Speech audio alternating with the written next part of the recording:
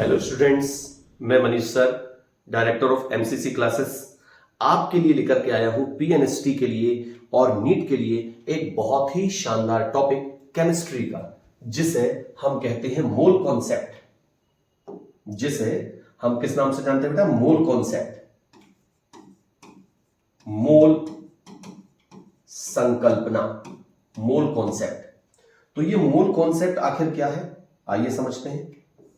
Mole concept जो है आखिर क्या है, तो याद रखिएगा, अणु, परमाणु और आयनों की संख्या को गिनने के लिए रासायनिक जिस इकाई का प्रयोग करते हैं, अणु, परमाणु और आयनों की संख्या को गिनने के लिए रासायनिक जिस इकाई का प्रयोग करते हैं उसे हम किस नाम से जानते हैं? मोल के नाम से जानते हैं। अणु, परमाणु और आयनों की संख्या को गिनने के लिए रासायनिक जिस इकाई का प्रयोग करते हैं उस इकाई को हम किस नाम से जानते हैं? मोल के नाम से जानते हैं। राइट, चलिए, मोल जो है वास्तव में कणों की एक निश्चित संख्या को प्रदर्शित करता है। कणों की निश्चित संख्या को प्रदर्शित करता है, जिसका मान होता है 6.022 और गुणा 10⁻23। याद रखिएगा, मोल जो होता है ये कणों की एक निश्चित संख्या को प्रदर्शित करता है और इस निश्चित संख्या को हम 6.022 गुणा 10⁻23 से प्रदर्शित करते हैं। और बेटा इसे ही हम किस नाम से जानते हैं? इसे ही हम एवोगैड्रो संख्या के नाम से जानते हैं। इसे ही हम किस नाम से जानते हैं? एवोगैड्रो संख्या के नाम से जानते हैं। राइट, याद रखिएगा। तो कणों की निश्चित संख्या जो होती 6.022 गुणा 10⁻23 है, इसे ही हम एवोगैड्रो संख्या के नाम से जानते हैं। चलिए, ये बात तो आपको समझ में आती है। एवोगैड्रो संख्या को हम लोग n0 से भी दर्शाते हैं। ठीक, इसके अलावा मैं आपको बता दूं कि यदि मोल बराबर से आपको मोलों की संख्या ज्ञात करनी है, मोल का मान निकालना है, तो मोलों की संख्या निकालने के लिए एक सूत्र भी है, और वो सूत्र है किसी पदार्थ का ग्राम्य भार बटे उसी पदार्थ का अणु भार। किसी पदार्थ का ग्राम्य भार बटे उसी पदार्थ का क्या? अणु भार। तो इस प्रकार से आपने ये जान लिया कि किसी भी पदार्थ में उसके अणुओं की संख्या को गिनने के लिए, उसके परमाणुओं की संख्या को गिनने के लिए, उसके आयनों की संख्या को गिनने के लिए रासायनिक जो इकाई प्रयोग में लाते हैं वह हमारे लिए क्या कहलाती है? मोल कहलाती है। और याद रखिएगा, मोल जो है ये कणों की एक निश्चित संख्या को प्रदर्शित करता है, और कणों की यह निश्चित संख्या जो है यह होती है 6.022 गुणा 10⁻23। और इसे हम किस नाम से जानते हैं बेटा? इसे हम एवोगैड्रो संख्या के नाम से जानते हैं, जिसको हम n0 से भी प्रदर्शित करते हैं। ठीक है ना? मतलब एक मोल में कणों की जो संख्या बेटा, एक मोल में याद रखिएगा कणों की जो संख्या है वो फिक्स होती है, और वो होती है 6.022 गुणा 10⁻23। यदि आपसे कहा जाए कि एक मोल अणु में, किसी भी पदार्थ के एक मोल अणु में कितने कण होंगे, तो हम कहेंगे इतने होंगे। यदि कहा जाए किसी पदार्थ के एक मोल में कितने परमाणु होंगे, तो हम कहेंगे इतने ही परमाणु होंगे। किसी पदार्थ के एक मोल आयन में कितने आयन होंगे, ठीक है ना, या किसी पदार्थ के एक मोल में कितने आयन होंगे, तो एक मोल में इतने ही आयन होंगे। चाहे एक मोल में अणुओं की संख्या पूछे, चाहे एक मोल में परमाणुओं की संख्या पूछे, और चाहे एक मोल में आयनों की संख्या पूछे, बेटा याद रखिएगा एक मोल में कणों की संख्या हमेशा फिक्स होती है, और ये होती है 6.022 और गुणा 10⁻23। बात समझ में आती है? तो इस तरह से यहां पर हमने जान लिया कि मोल क्या है, और मोल को ज्ञात करने के लिए एक बहुत अच्छा फंडा है, और वो है मोलों की संख्या बराबर से ग्राम्य भार बटे अणु भार। समझ में आई बात? चलिए थोड़ा आगे चलते हैं। तो आगे की स्थिति जो है इसे हम क्लियर करते हैं। ठीक, आगे अब मान के चलिए आपको दे दिया जाए, एक उदाहरण के लिए आपको दे दिया जाए, यदि आपको दे दिया जाए कि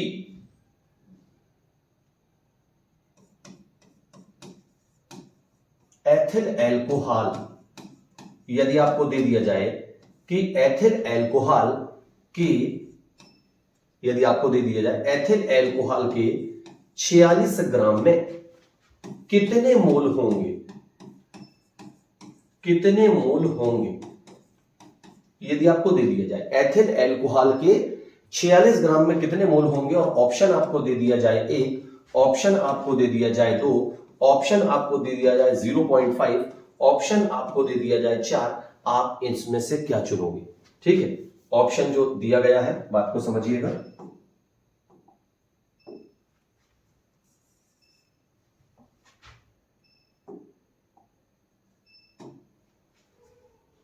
शून्य दशमलव 5। ठीक, तो इस तरह से यदि आपको दे दिया गया तो फिर आप क्या चूज करोगे? ठीक है, तो बहुत सिंपल है, आपको मालूम है कि हमें मोल ज्ञात करना है। यदि मोल ज्ञात करना है तो आप ये सूत्र लगाइए, आप सूत्र लगाइए, क्या? मोल बराबर से क्या होता है? तो मोल बराबर से होता है बेटा ग्राम में भार, मोल बराबर से होता है ग्राम में भार, और क्या होता है? अणुभार। ठीक, तो अब एथिल अल्कोहल के मोल निकालना है तो एथिल अल्कोहल का ग्राम में भार, एथिल अल्कोहल के मोल निकालना है तो एथिल अल्कोहल का आपको ग्राम में भार चाहिए। तो एथिल अल्कोहल का ग्राम में भार कितना है? 46। ठीक है, बट एथिल अल्कोहल का अणुभार अपने पास नहीं है, तो चलो एथिल अल्कोहल का अणुभार निकाल लेते हैं, C2H5OH। C2H5OH एथिल अल्कोहल का जो अणुभार है C2, पहले तो C2H5OH, ये मेरे हाथ से थोड़ा लिखने की प्रैक्टिस अच्छी होनी चाहिए, फिर से वैसे ही आया 5, समझ जाइएगा। तो एथिल अल्कोहल जो है इसका अणुभार निकालने वाले हैं तो बेटा कार्बन का होता है, एक कार्बन का 12, दो कार्बन का हो जाएगा 12 दूनी 24, एक हाइड्रोजन का होता है 1 5 और एक 6 हाइड्रोजन का हो जाएगा 6, और एक ऑक्सीजन का होता है 16, टोटल करेंगे तो आ जाएगा 46। इसका मतलब क्या हुआ? इसका मतलब ग्राम में भार भी 46 है और अणुभार भी कितना है? 46। ठीक, तो ये 46 से 46 क्या होगा? कट जाएगा, और इस प्रकार से यहां पर वैल्यू कितनी आ जाएगी? 1, और आपका ये आंसर जो है ये राइट हो जाएगा। बात समझ में आती है? तो इस तरह से हमने एथिल अल्कोहल के 46 ग्राम मोल जो है ये निकाल लिए हैं।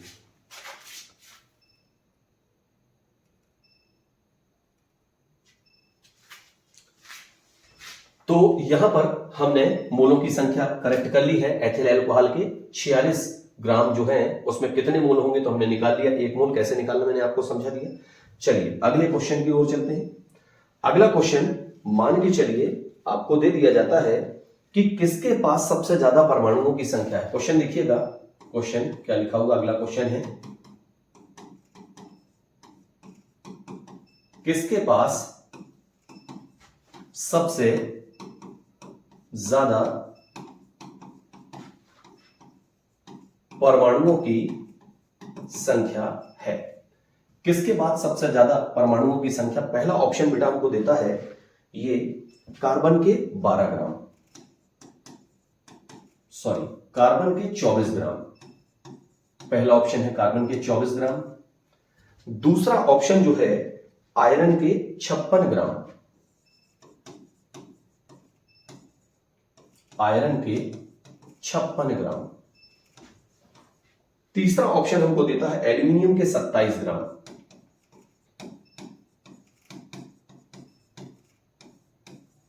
एल्यूमिनियम के 27 ग्राम। और चौथा ऑप्शन बेटा हमारे पास है सिल्वर के 108 ग्राम, सिल्वर के 108 ग्राम। तो इस तरह से किसके पास सबसे ज्यादा परमाणुओं की संख्या है हमसे पूछा गया। तो पहला ऑप्शन हमने बताया कार्बन के 24 ग्राम, दूसरा एल्यूमिनियम के 27 ग्राम, तीसरा आयरन के 56 ग्राम, और चौथा है सिल्वर के 108 ग्राम। ठीक, तो हमें यह बताना है कि किसके पास सबसे ज्यादा परमाणुओं की संख्या है। अब हम कैसे बताएं? तो इसके लिए बहुत अच्छा ऑप्शन है, याद रखिएगा, इनमें से जिसके पास सबसे ज्यादा मोल होंगे, याद रखिएगा, उन्हीं के पास परमाणुओं की संख्या कैसी होगी? सबसे ज्यादा। जिसके पास सबसे ज्यादा मोल होंगे उन्हीं के पास परमाणुओं की संख्या सबसे ज्यादा होगी। तो आइए सबसे पहले पहले ऑप्शन पे गौर करते हैं। पहले ऑप्शन पे गौर करते हैं। पहले नंबर पर कार्बन के 24 ग्राम। तो आइए देखते हैं कार्बन के मोलों की संख्या। कार्बन के मोल, कार्बन के मोल, तो कार्बन का ग्राम में भार कितना है? 24, और कार्बन का परमाणु भार कितना होता है? 12, 12 दूनी 24। मोलों की संख्या कितनी निकल के आ गई बेटा? 2। ठीक, दूसरा उठाते हैं, दूसरा अपन ले लें एल्यूमिनियम। ठीक, एल्यूमिनियम के मोल, तो एल्यूमिनियम का ग्राम में भार कितना दिया हुआ है? 27, और अणु भार भी कितना होता है? 27। काट पीट के कितना आ गया? 1। ठीक, फिर आते हैं आयरन के पास, Fe के मोल। Fe के मोल के बारे में बात करें तो Fe के मतलब ग्राम में भार कितने हैं भाई, 56, और Fe का जो परमाणु भार है वो भी कितना होता है, 56। 56 से 56 गया, कितना बचा बेटा, 1। ठीक, अणु होगा तो अणु भार रखेंगे, परमाणु होगा तो परमाणु भार रखेंगे। ठीक है, और चौथे नंबर पर आता है सिल्वर, Al के मोल, सिल्वर के मोल। ठीक,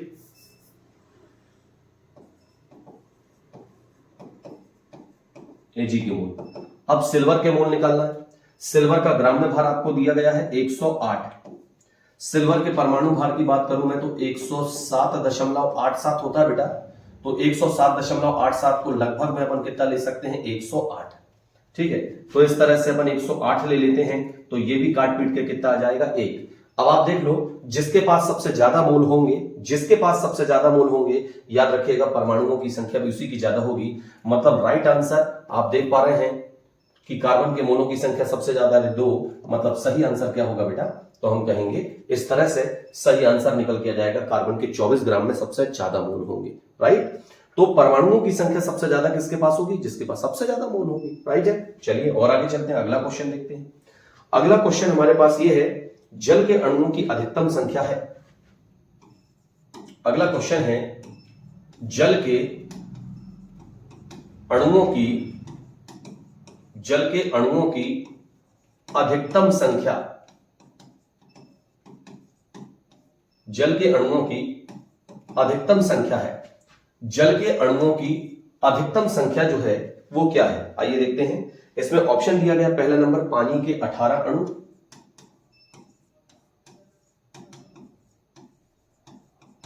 पानी के 18 अणु। नंबर 2, दूसरा नंबर दिया गया है 18 ग्राम पानी, 18 ग्राम पानी।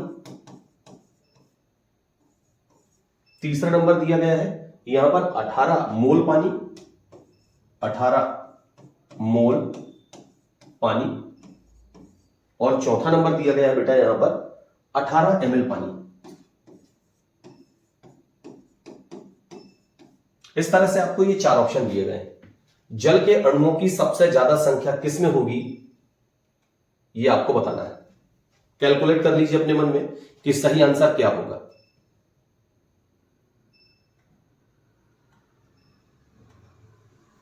कैलकुलेट कर लीजिए।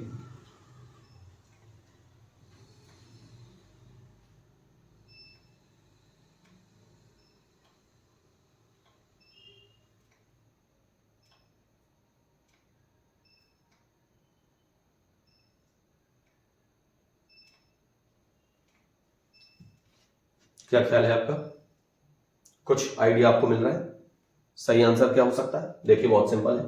यहां दिया है पानी के 18 अणु, ठीक, यहां पर दिया है 18 ग्राम पानी, यहां दिया है 18 मोल पानी, यहां दिया है 18 ml पानी। मैं आपको बता दूं, यहां साफ साफ दिया है आपको 18 मोल पानी, 18 मोल पानी। सोचिए 1 मोल पानी में, 1 मोल पानी में कितने अणु होंगे, तो 1 मोल पानी में 6.022 और गुणा 10 की घात 23 अणु होंगे।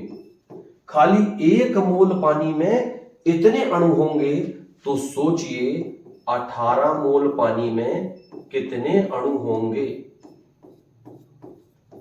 कितने अणु होंगे, बात समझ में आई?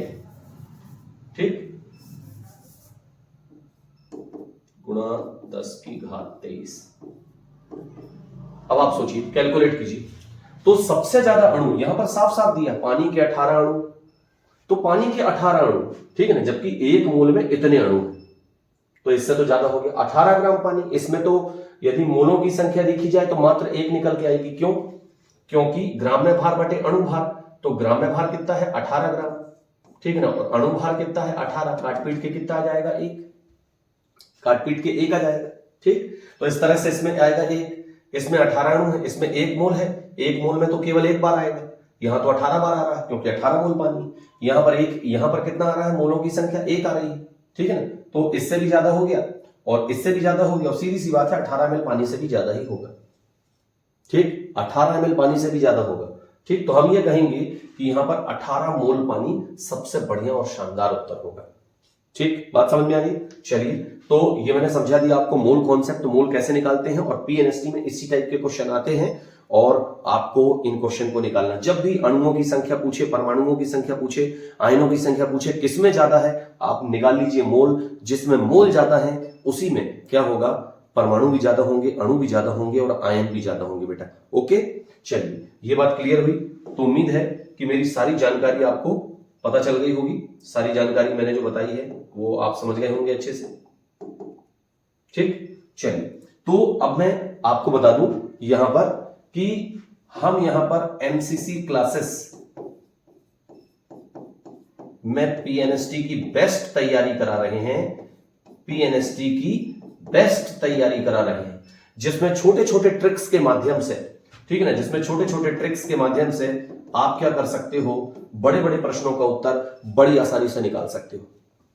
हमारी क्लास में आपको डेली 5 से 6 घंटे की क्लास मिलती है, 5 से 6 घंटे की क्लास मिलती है, और इस 5 से 6 घंटे की क्लास में आपको केमिस्ट्री अलग पढ़ने को मिलेगा, बॉटनी अलग पढ़ने को मिलेगा, जूलॉजी अलग पढ़ने को मिलेगा, फिजिक्स अलग पढ़ने को मिलेगा और इंग्लिश अलग पढ़ने को मिलता है, और सारे कॉन्सेप्ट बच्चों के क्लियर कराए जाते हैं। इससे फायदा ये होता है कि बच्चे के मन में डाउट नहीं रहता। याद रखिएगा, डाउट बहुत बुरी चीज है, ठीक है ना। यदि बच्चे के मन में डाउट रहा तो वो सही सवाल को भी गलत करके आ जाएगा, ठीक है। तो हम कॉन्सेप्ट इतना अच्छा क्लियर कराते हैं कि डाउट नहीं होगा। और मैं आपको बता दूं कि हमारी क्लास पीएनएसटी के लिए एमपी की हिंदी मीडियम की बेस्ट क्लास में से एक है, हिंदी मीडियम की बेस्ट क्लास है। यदि आप चाहते हैं कि हमारे एमसीसी ऐप से आप तैयार करें, ठीक है ना, अपनी तैयारी करना चाहते हैं पीएनएसटी की, तो मैं आपको बहुत अच्छा सुझाव देता हूं कि आप गूगल प्ले स्टोर से हमारा एमसीसी क्लासेस ऐप डाउनलोड कर लीजिए, और पीएनएसटी की ऑनलाइन ऑफलाइन दोनों तैयारी के लिए हमारा ये ऐप खुला हुआ है। आ रही बात समझ में बेटा। इसकी फीस एग्जाम तक की मात्र 1499 रुपए है, जिसमें आपको डेली 5 से 6 घंटे पढ़ने को मिलेगा, लाइव क्लास मिलेगी, लाइव के साथ रिकॉर्डेड क्लास भी मिलेगी, इसमें पीडीएफ नोट्स भी मिलेंगे, ठीक, और साथ में आपको टेस्ट भी देने को मिलेगा, जो कि लगभग हफ्ते में 3 टेस्ट होंगे। जितने ज्यादा आप टेस्ट देंगे आपको पीएनएसटी में उतना ही फायदा होगा। इसलिए यदि आप अच्छे से अच्छी तैयारी करना चाहते हैं, एमसीसी क्लासेस के माध्यम से यदि आप अच्छे से अच्छी तैयारी करना चाहते हैं, तो जुड़ जाइए हमारे साथ, और हर सब्जेक्ट में बेहतरीन तैयारी आपको करने को मिलेगी। ठीक, तो आज का मेरा वीडियो आपको कैसा लगा आप कमेंट सेक्शन में जरूर बताइएगा, और प्लीज मेरे वीडियो को यदि अच्छा लगा हो तो शेयर कीजिए, चैनल को सब्सक्राइब कीजिए और ज्यादा से ज्यादा लाइक कीजिए। आपके सपोर्ट की हमें बहुत ज्यादा जरूरत है, ठीक, एमसीसी क्लासेस को बहुत ज्यादा जरूरत है। ओके, मिलते हैं अगले वीडियो में बहुत अच्छे टॉपिक के साथ। Thank you.